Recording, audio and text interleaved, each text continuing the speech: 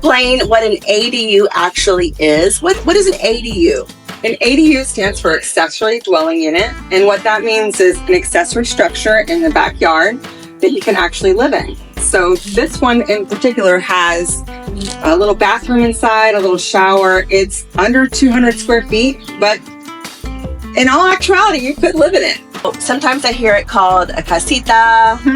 I think up north, you hear it called a granny flat. There's a million different things that you can call an ADU, an in-law suite, a guest house, a granny flat, a granny pod, a backyard pod, or an elbow room. Or an elbow room. There's your plug. Yeah, that's my little plug. So, yeah, it goes by a lot of the names, but it's essentially all the same thing. Okay. A tiny little structure that you can live in that typically is in the backyard. Okay. Some people I know utilize this for a lot of different reasons, right? So what are the typical reasons you hear from clients? People use them for all kind of reasons, from backyard offices, like I said, in-law suites, pool houses, art studios, yoga studios, home gyms. I can go on and on. I had one customer who actually indicated they might want to use it for a Dungeons and Dragons clubhouse. Okay, he is serious about his Dungeons and Dragons. Yes, absolutely. Or she. I don't know. I think the wife wanted to have it for the spouse. Okay, got it. Yeah, so. Okay. And some people even use them as rental income, right? Absolutely. That's a smart way to use them. So short-term rental is another way. Long-term rental. It's a great way if you have, let's say, an in-law who comes and visits a lot. Right. And they might stay for a couple weeks or a month. And the home quarters are just a little bit too close. Right. But you need a spot for your in-law. You can have a little 200 square foot casita, ADU, elbow room. And then the other part of the year, when they're not here, you can rent it out nightly or weekly or what have you and make a little income. Right. That will cover the expense of actually building it. Yeah. Yeah. Or even the expense of your mortgage, help you pay down your mortgage early. I think it's just a smart way to invest, right? Yeah. In what ways do you make these small spaces feel big, feel roomy, like we've got some space? One thing the elbow room does that's really unique as far as making it feel big is we have very high ceilings. Some of our models have a roof line in the front that's 10 feet high, and others have a roof line inside that are as many as 12 to 16 feet, depending on the model. Okay. So that really brings a lot of light, makes it feel very airy and spacious. When you don't have that roof or that ceiling coming down on you, it's not so confining. So when you're in a small space, utilizing the vertical space can really make it feel big. Okay. Okay. And in this one, I noticed that there's a loft at the top. Yes, that's a really So fun. that's that vertical space that you're talking about. Yeah, that's right? a fun little feature in this one. Okay. And our customer for this particular unit, they're going to use it for a backyard office space. Okay. They need to get out of the house and in somewhere that's a little more quiet, a little more serene, where they can get the headspace cleared out and get some actual work done. Mm-hmm. But he also mentioned to me that his kids have already claimed a loft space for their awesome play area. Okay. Speaking of a loft, what are some other like fun or clever ways that your clients have utilized the space, or maybe special requests that they've made?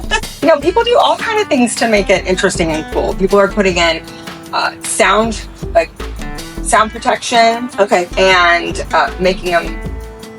I love it when people turn them into music studios. Okay. They get the whole setup inside with the keyboards and the drums and you know, all the cool equipment for creating music or doing podcasts. What makes an ADU a good fit for a multi-generational household? I think a good fit for a multi-generational household are people that are willing to embrace small spaces. Okay. And just one person has to be okay with living in a smaller quarter. And for some people, that's actually more comfortable. Someone like me who really enjoys small spaces and feels like you're like in a little jewel box in a place like this. And this is kind of like my dream come true. Okay. I volunteer as tribute. I'm coming to live in the ADU. Okay.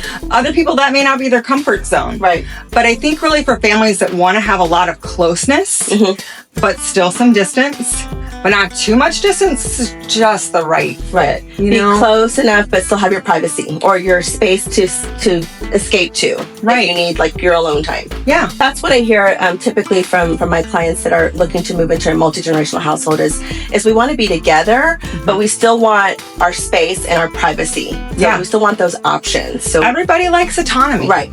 Right. And sometimes, I love our partnership because maybe I can find them a home that's almost perfect. Right. But by pulling you in Exactly. onto the team, you can add the ADU or the Casita that makes the property perfect. Right. And sometimes all it takes to make a house perfect is one extra room. Right. You don't actually have to live in it. Right. It could just be that space to go and work. It Yeah. could just be that space to spread out all your art stuff and get messy and, clear out the headspace in the main home.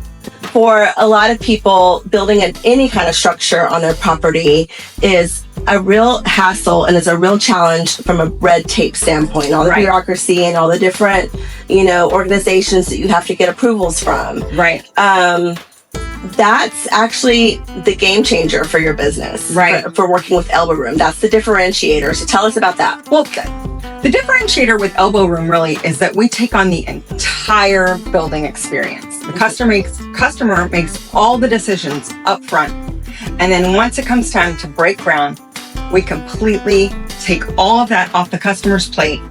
And that is where our real job and our real work comes in. Okay. The permitting process is also something our customer does not deal with at all. Okay. It's a hands-free experience. The only thing they're giving us, if anything, is feedback as we submit all the paperwork and any readmissions if necessary. Okay. Yeah. I love that. That's huge. That stops just the red tape alone, getting all those permits approved, that stops people in their tracks, will make them just kind of take a dream and just like stop it. And so I love that you guys take on that headache for everybody. Yeah, I think for a lot of our customers, if we didn't do it, they wouldn't move forward with the project. It is such a massive undertaking, and we have the experience and the know-how and how to approach all of that. Right, and how to overcome, the challenging institutions or organization. What is your favorite part of helping people in this way?